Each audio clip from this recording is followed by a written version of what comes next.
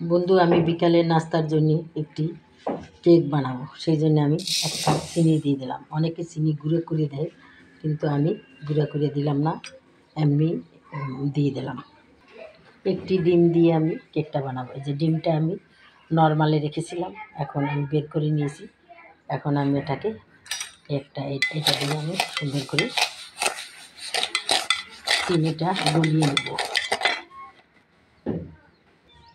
চিনিটাকে আমি ভালো করে মিক্স করে নিয়েছি বন্ধুরা। এখন আমি কিছুটা বেকিং পাউডার দিয়ে দেবো। 1 চামচ বেকিং পাউডার দিয়ে দিলাম। এই যে দেখো, এই বেকিং পাউডার এটা দিয়ে দিলাম। বেকিং সোডাও দিতে হয়। আর আমি কিছুটা অল্প কিছু তেল দিয়ে দিলাম, 2 টেবিল চামচের মতো তেল দিয়ে দিলাম। এখন এটাকে আবার আমি সুন্দর করে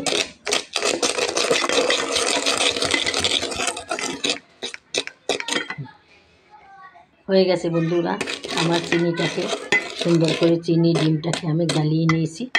এখন আমি ময়দাটাকে সেলে দিব। এটা দিয়ে আমি ময়দাটাকে সেলে দেব। এই যে এক বাটি ময়দা নিয়েছি আমি।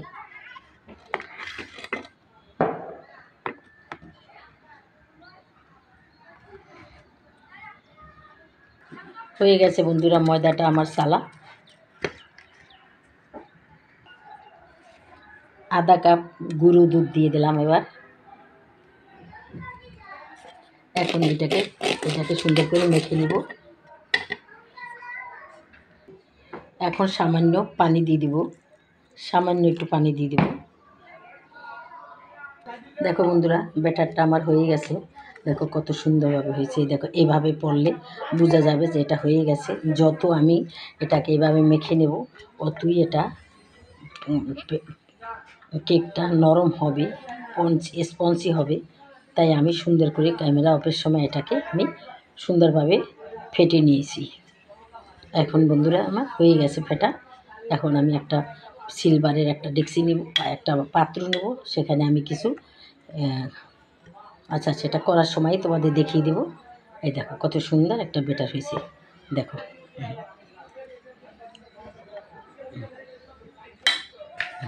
এখন আমি এটা এক সাইডে রেখে দেব। একটা সসপ্যান নিয়েছি, এখানে একটা কাগজ দিয়েছি। এটাতে আমি কিছুটা তেল ব্রাশ করে দেবো, এটাতে জানি কেকটা সুন্দরভাবে পুড়ে না যায়। এটা সুন্দর কাগজ, এখানে কিছুটা তেল ব্রাশ করে দেব। এখন বন্ধুরা আমি এই পাত্রটায় এটা ব্যাটারটা ঢেলে দিব, সুন্দর করে ঢেলে দেব।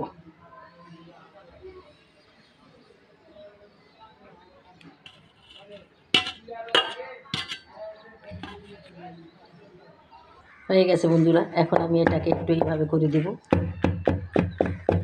যাতে সুন্দরভাবে এটা বসে যায়। তাই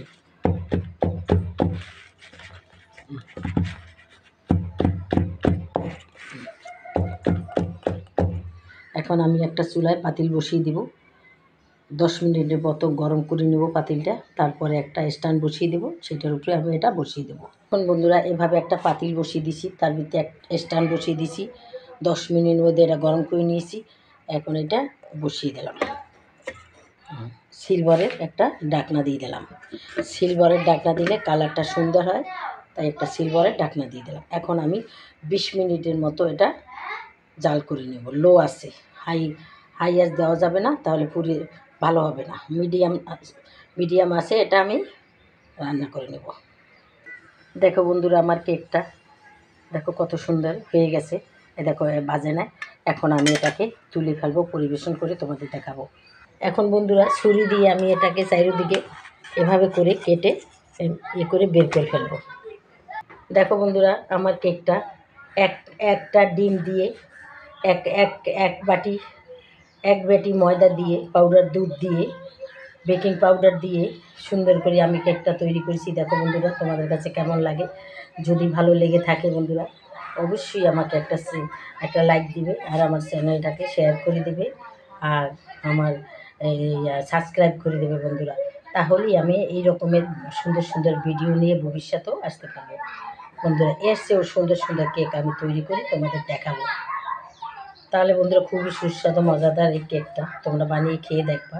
এই স্পঞ্জি দেখো কত সুন্দর স্পঞ্জি কেকটা দেখো, এই যে এভাবে তোমরাও বানিয়ে খাবে, বাচ্চাদের খাওয়াবে। আমার ঘরে মেহমান, তাই আমি কেকটা তৈরি করলাম তাড়াতাড়ি। যাই হোক বন্ধুরা, তাই আজকের মতো রাখি। আসসালামু আলাইকুম, খুদা হাফেজ।